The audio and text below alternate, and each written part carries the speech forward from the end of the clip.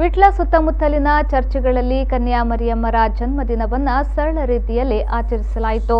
ಕನ್ಯಾ ಮರಿಯಮ್ಮರ ಜನ್ಮದಿನದ ಜೊತೆಗೆ ತೆನೆ ಹಬ್ಬವನ್ನು ಜೊತೆಯಾಗಿ ಆಚರಿಸುವುದು ಕರಾವಳಿಯ ಜಿಲ್ಲೆಯ ವಿಶೇಷತೆ.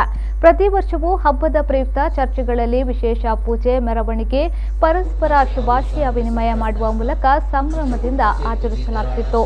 ಈ ವರ್ಷ ಕೋವಿಡ್ ಮಹಾಮಾರಿಯಿಂದಾಗಿ ಸರ್ಕಾರದ ನಿಯಮದಂತೆ ಹಬ್ಬವನ್ನು ಸರಳ ರೀತಿಯಲ್ಲಿ ಆಚರಿಸಲಾಗಿದೆ.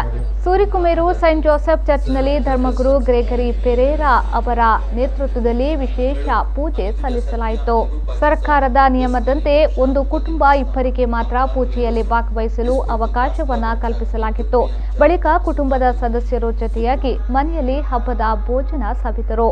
ಪೆರುವಾಯಿ ಫಾತಿಮಾ ಮಾತೆಯ ದೇವಾಲಯದಲ್ಲಿ ಧರ್ಮಗುರು ವಿಶಾಲ್ ಮೋನಿಸ್ ಅವರ ನೇತೃತ್ವದಲ್ಲಿ ಪೂಜೆ ಸಲ್ಲಿಸಲಾಯಿತು.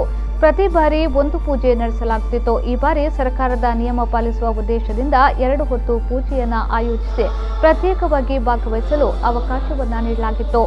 ವಿಟ್ಲದ ಶೋಕಮಾತೆ ಖರ್ಜಿಯಲ್ಲಿ ಧರ್ಮಗುರು ಐವನ್ ಮೈಕಲ್ ರೋಡ್ರಿಗಸ್ ನೇತೃತ್ವದಲ್ಲಿ ಸರಳ ರೀತಿಯಲ್ಲಿ ಹಬ್ಬವನ್ನು ಆಚರಿಸಲಾಯಿತು. आमच्या कुटुंबाचे तुझी दराळ आशीर्वाद मागून दे, आमकां शिकय.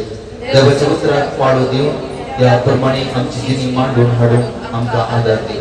सर आमच्या कश्ट अडचणींतात आणि आमच्या बऱ्या उतरांचो, करण्याचो आणि बरे जिणेचो परमळ नमान प्रिय कृपेन भरलेले तुमचे जे संगता स्त्रियां भितर तूं सदैव आणि सदैव फावट तुज्या खुशीचें जेजू